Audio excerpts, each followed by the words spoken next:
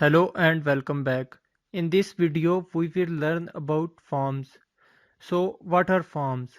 HTML forms are used to select different kinds of user input. HTML forms are used to pass data to a server. A form can contain input elements like text fields, checkboxes, radio buttons, submit buttons, and many more like this. For forms, there is a tag called form.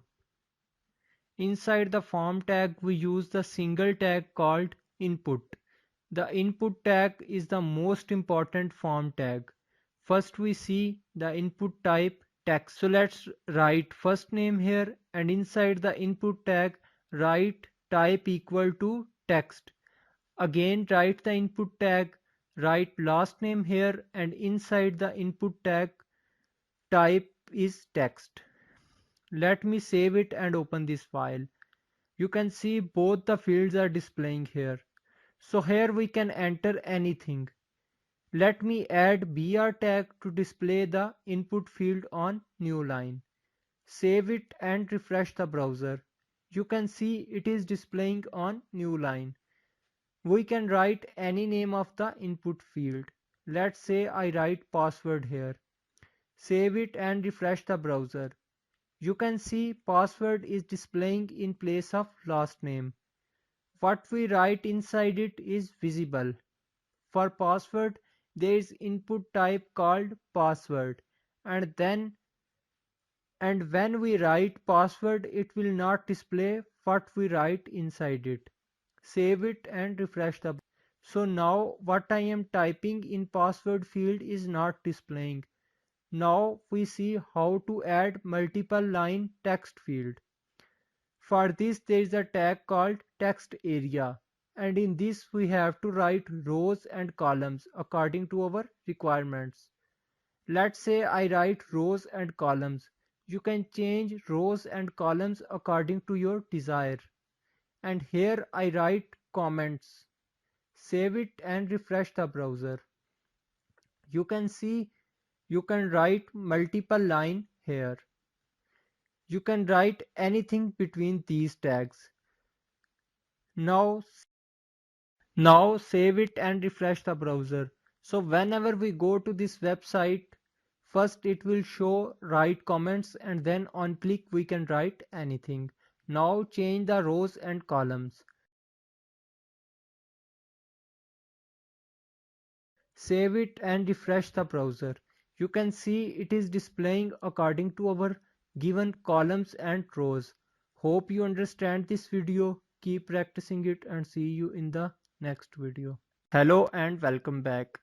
In this video, we will see some attributes that you can use in forms. So the first attribute is value. The value attribute specifies the value of an input element. The value attribute is used differently for different input types. It defines the initial value of the input field, which we can change later on our web page. So let's say I want to display Ahmed in the field of first name. So I write Ahmed in the value attribute. Save it and refresh the browser. You can see Ahmed is displaying here. I can remove it and write anything else that we want. Similarly, we can display the password. You see many times whenever you open already registered login page, it automatically filled the username and password field. This is because of this value attribute. We will study this thing in detail in our next videos. Similarly, for password, I write the value attribute and write anything that you want for password. Save it and refresh the browser. You can see it is displaying but not showing what we write in it. This is because of the password type that we write on this field. You can increase the size of the field using size attribute. Let's say I write 50 in size. Save it and refresh the browser. You can see it is displaying according to our size. There is one more attribute called max length, which stands for maximum length. If I write it equal to 2, it means that we can't write more than 2 letters. Save it and refresh the browser. Ahmad is displaying here because we write Ahmad in our value attribute. So remove it first, and now I can't write more than 2 letters. You can also set this maximum limit for password also. Hope you understand this video. Keep practicing it and see you in the next video. Hello and welcome back. In this video, we will learn about the radio buttons. Radio buttons are similar to the checkbox. The input type radio defines a radio button. Radio buttons are normally presented in groups, a collection of radio buttons describing a set of related options. Only one radio button in a group can be selected at the same time. Let's say I write input type radio and here I write apple. Make another input field and here I write mango.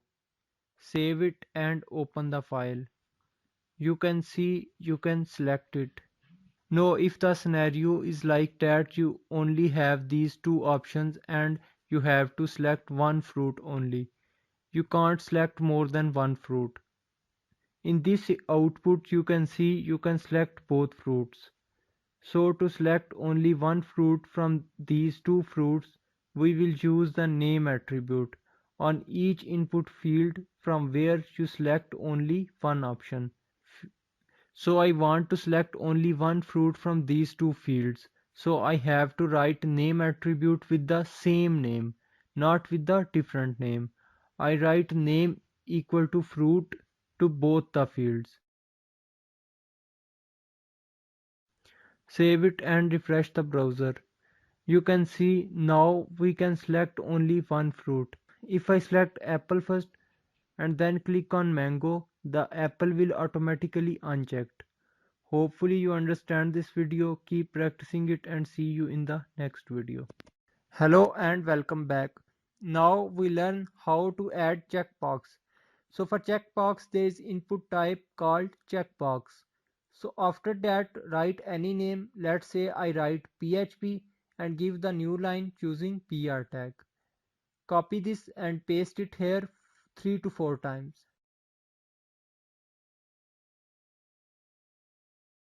Save it and refresh the browser. So this is how we can add checkboxes. There is one more attribute called value and I make it on. So by value equal to on, when we clicked on it, it will be boolean 1 and when we uncheck it, it will be boolean 0. Based on this value, we will use it in our program. If we want to make any input field by default checked, I mean when we go to the web page, that input field shows checked. So for this we write checked here. Save it and refresh the browser. You can see it is showing checked on refresh. Hope you understand this video. Keep practicing it and see you in the next video. So in this video we will learn how to add Dropbox in our web page. We don't use input tag for dropdown. For dropdown there is a tag called select. The select tag is used to create a drop-down list. The option tags inside the select tag define the available options in the list. Let's say I write choose language in option tag. Create one more option tag in which I write PHP. And then create one more option tag in which I write HTML. And again one more option tag in which I write CSS. Save it and open the file. You can see the options are displaying in dropdown. If we want any option to show by default on dropdown list, let's say we want PHP to display by default on web page. So for this we use the attribute selected. Save it and refresh the browser. You can see PHP is displaying here on when we refresh the page. For submitting the form and getting their values, we have to add name attribute in select tag, where we can write any name. So I write Dropdown in name attribute and write values in option tags.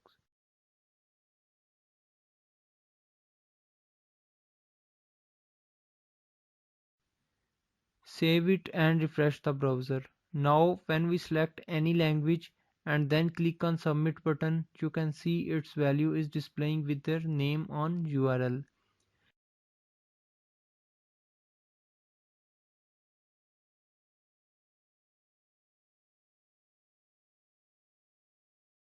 If you want to upload any file, then for this we use input tag. And in input attribute we write file, save it and refresh the browser. You can see you have browser option. Now you can select any file from your PC and upload it. There is an attribute called accept. By using this attribute we can restrict the type of file. Let's say we only want to upload image. So for this we write image hash star. Now you can only able to upload image. Hope you understand this video. Keep practicing it and see you in the next video. Hello and welcome back. Now we will learn how to add submit button.